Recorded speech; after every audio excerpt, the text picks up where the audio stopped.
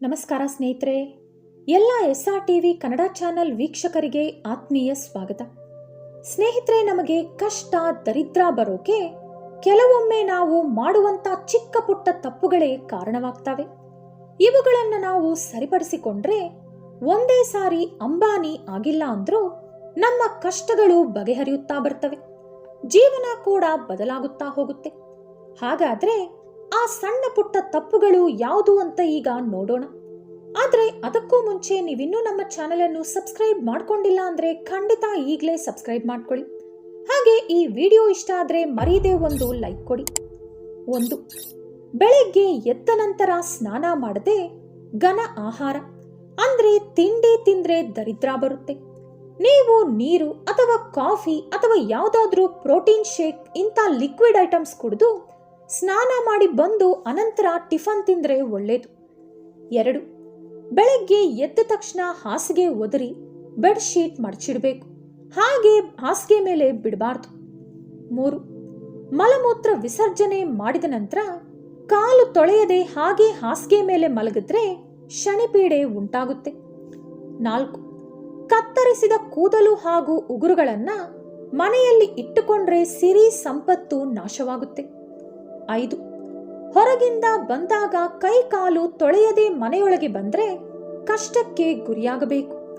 ಕೈ ಕಾಲು ತೊಳೆಯುವ ಅವಕಾಶ ಇಲ್ಲದವರು ಒಂದು ಸ್ವಲ್ಪ ನೀರನ್ನಾದರೂ ತಲೆ ಮೇಲೆ ಚಿಮುಕಿಸಿಕೊಂಡು ಮನೆಯೊಳಗೆ ಹೋಗ್ಬೋದು. 6. ಚಪ್ಪಲಿ ಹಾಕಿಕೊಂಡು ಮನೆಯೊಳಗೆ ಬಂದ್ರೆ ದರಿದ್ರ. ಹೊರಗೆ ಉಪಯೋಗಿಸುವಂತ ಚಪ್ಪಲಿ ಮನೆ ಹೊರಗೆ ಬಿಡಬೇಕು. ಮನೆಯೊಳಗೆ ಉಪಯೋಗಿಸೋಕೆ ಬೇರೆ ಚಪ್ಪಲಿ ಇಟ್ಕೊಳ್ಳಿ. 7. ಶನಿವಾರ ತಲೆಗೆ ಎಣ್ಣೆ ಹಚ್ಚಿ ಸ್ನಾನ ಮಾಡಬೇಕು, ಇಲ್ಲದಿದ್ರೆ ದುರದೃಷ್ಟ ಉಂಟಾಗುತ್ತೆ. 8. ತಲೆ ಸ್ನಾನ ಮಾಡಿದ ತಕ್ಷಣ ಕೂದಲು ಪೂರ್ತಿ ಆರಿಸ್ಕೊಳ್ದೆ ಹಾಸಿಗೆ ಮೇಲೆ ಮಲಗಿದ್ರೆ ಶನಿಗ್ರಹ ದೋಷಗಳು ಉಂಟಾಗುತ್ತೆ. 9. ಹರಿದು ಹೋದ ಬಟ್ಟೆ ಒಲಿಯದೆ ಹಾಗೆ ಹಾಕೋಬಾರ್ದು. 10. ಉಗುರುಗಳನ್ನು ಹಲ್ಲಿನಿಂದ ಕಚ್ಚಿ ಕೀಳಬಾರ್ದು. 11.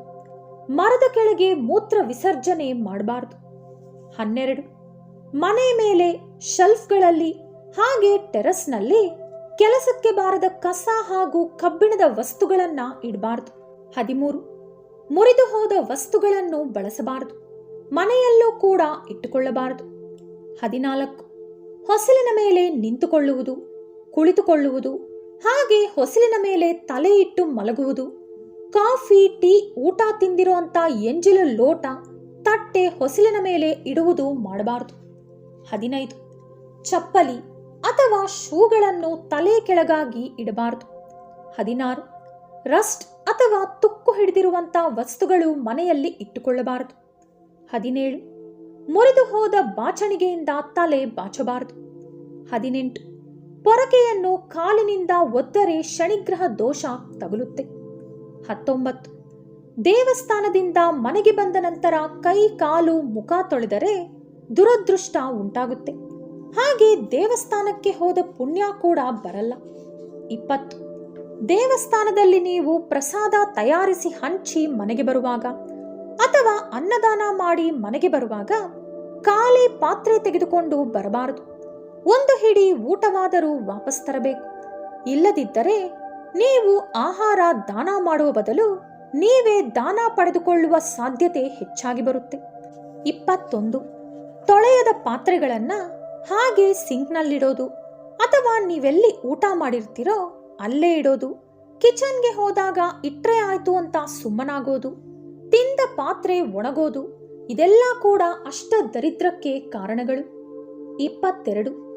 ಮನೆಯಲ್ಲಿ ಪುರುಷರು ಎಲ್ಲರೂ ಕೂಡ ಒಂದೇ ಬಾರಿ ಕ್ಷವರ ಮಾಡಿಸಿಕೊಳ್ಳಬಾರದು, ಎಲ್ಲರಿಗೂ ಆಯಸ್ಸು ಕ್ಷೀಣಿಸುತ್ತದೆ.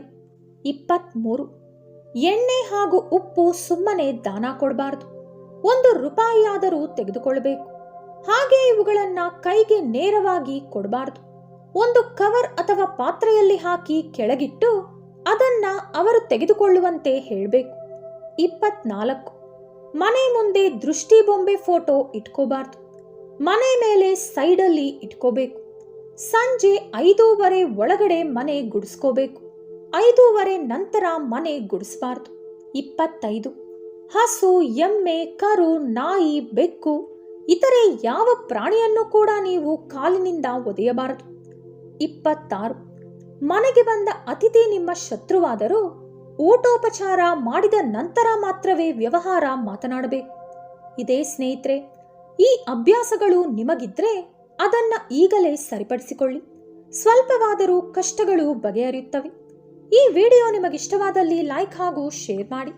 ಇಂತಹ ಹೆಚ್ಚಿನ ಉಪಯುಕ್ತ ಮಾಹಿತಿಗಳಿಗಾಗಿ ತಪ್ಪದೇ ನಮ್ಮ ಚಾನೆಲ್ ಅನ್ನು ಸಬ್ಸ್ಕ್ರೈಬ್ ಮಾಡಿಕೊಳ್ಳಿ. ನಾಳೆ ಮತ್ತೊಂದು ವಿಡಿಯೋದೊಂದಿಗೆ ಪುನಃ ಭೇಟಿಯಾಗೋಣ. ಧನ್ಯವಾದಗಳು.